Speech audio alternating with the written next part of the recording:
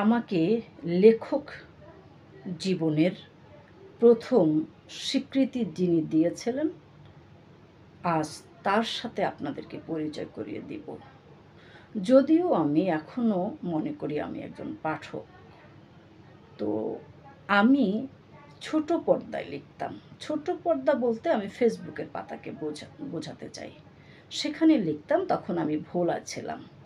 আমার লেখা ঢাকা এসে পৌঁছতো তখন এই লেখক আমাকে বারবার অনুপ্রাণিত করেছেন, তোমার লেখার মান ভালো, তুমি এগিয়ে যাও। বারবার আমাকে তিনি অনুপ্রাণিত করেছেন।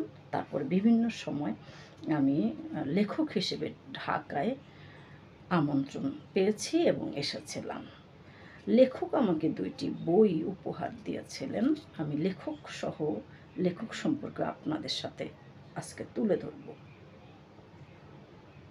কামরুল ইসলাম, আমার হাতে তার একটি বই, অমৃতের প্রেয়সী কাব্যগ্রন্থ। চমৎকার কবিতা লেখেন তিনি। তার কবিতাগুলি আবৃত্তি করে আমি আপনাদের সামনে তুলে ধরব। লেখক আমাকে আরও একটি বই উপহার হিসেবে দিয়েছিলেন, দেখতে পাচ্ছেন আপনারা, বাঙালির আত্মপরিচয় ও অন্যান্য, কামরুল ইসলাম। এই বিশিষ্ট লেখকের সাথে আমি আপনাদেরকে আজ পরিচয় করিয়ে দিব। এই হলেন সেই লেখক, কামরুল ইসলাম। উনি আমাকে উপহারের বইটিতে লিখেছিলেন, দেখুন, প্রীতি ভাজনীশু মাহমুদা খানম মিলি, নারী উন্নয়ন ও ক্ষমতায়নে অন্যান্য ভূমিকা প্রশংসনীয়। শুভকামনায়, কামরুল ইসলাম, 23 মার্চ 2023। লেখক সম্পর্কে আপনাদেরকে একটু বলবো এখান থেকে।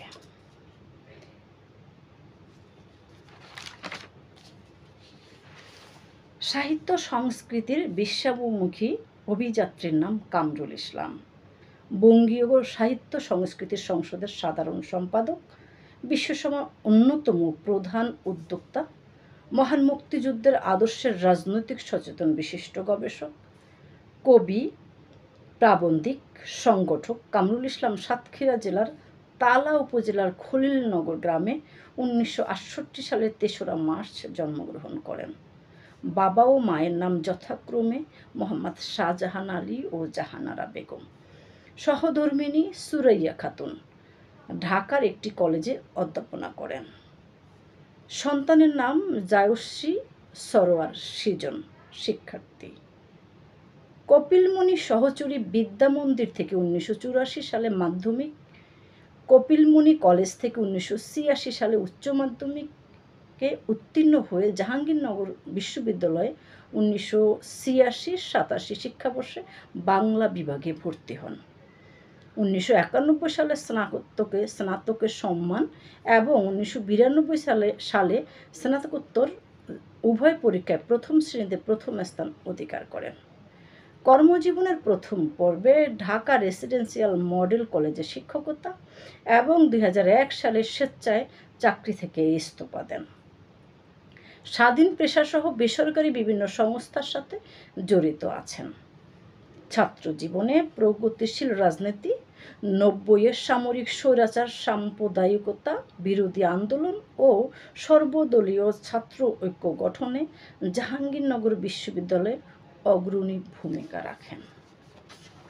2019 সালের 31শে মার্চ, 1 ও 2রা এপ্রিল ভারতের শান্তিনিকেতনের বিশ্বভারতী বিশ্ববিদ্যালয়ের বাংলাদেশ ভবনে বিভিন্ন দেশের 3 শতাধিক প্রতিনিধি নিয়ে লেখক, শিল্পী, গবেষকের ঐতিহাসিক প্রথম বিশ্বসভা সম্পন্ন করার মুখ্য দায়িত্ব পালন করেন। এছাড়াও লেখক শিল্পীর সম্প্রীতি সম্মেলন বাংলাদেশ এবং ভারতের কলকাতা, দিল্লি, মুম্বাই, আগরতলায় সম্পন্ন করেন। বিশ্বে 50টি অধিক জায়গায় বঙ্গীয় কার্যক্রম সম্প্রসারিত করতে অগ্রণী ভূমিকা পালন করেছেন। 2022 সালে ঢাকায় 1000 তরুণ লেখক সম্মিলন সম্পন্ন করার মুখ্য ভূমিকা রাখেন।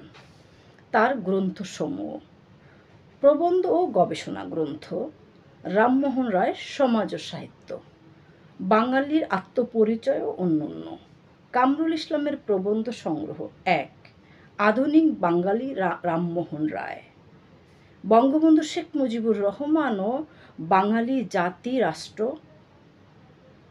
কাব্যগ্রন্থ মা ও মন পাখি, কালের নটরাজ, গৌরী ও প্রেমলিপি, অমৃতের প্রেয়সী, উপন্যাস জয় জয়ন্তী, ছোট গল্প গ্রন্থ আর্যসত্য, সম্পাদিত গ্রন্থ আমাদের প্রিয় মানুষ, বঙ্গোত্তম শেখ হাসিনাকে নিবেদিত কবিতা, সাহিত্য মনীষী সেলিনা হোসেন, শান্তি সম্প্রীতি সংকলন, তারুণ্যের কাব্য সংকলন সম্পাদিত, বন্ধুত্ব, নবযাত্রা, অগ্রযাত্রা, সম্পাদক গবেষণা পত্রিকা সুন্দরম এবং সাহিত্য সাময়িকী বঙ্গীয়, ইশতেহার 2021 সালে বঙ্গীয় সাহিত্য সংস্কৃতি সংসদের ইশতেহার প্রণয়ন, বিবিধ, ন্যাশনাল সোসাইটি ফর ডেমোক্রেসির সাধারণ সম্পাদক, বাংলা একাডেমির আজীবন সদস্য, নির্বাহী সদস্য, DRRA ডিজাবেলড রিহ্যাবিলিটেশন রিসার্চ অ্যাসোসিয়েশনের নির্বাহী সদস্য, Rabindra academy, Bangladesh writers club সহ বিভিন্ন সংগঠনের সাথে সম্পৃক্ত আছেন। জাতীয় আন্তর্জাতিক বহু সভা সেমিনারে মূল প্রবন্ধ উপস্থাপন, মুখ্য আলোচক হিসেবে যোগ দিয়েছেন। এই মহান লেখকের প্রতি আমি কৃতজ্ঞতা জ্ঞাপন করছি এবং আমি সেই সাথে সাথে হাজার হাজার লেখকের হাতে খড়ি দেওয়ার জন্য আমি তার এই কাজ অব্যাহত রাখুক ভবিষ্যতেও, সেই কামনা ব্যক্ত করছি। ভালো থাকবেন।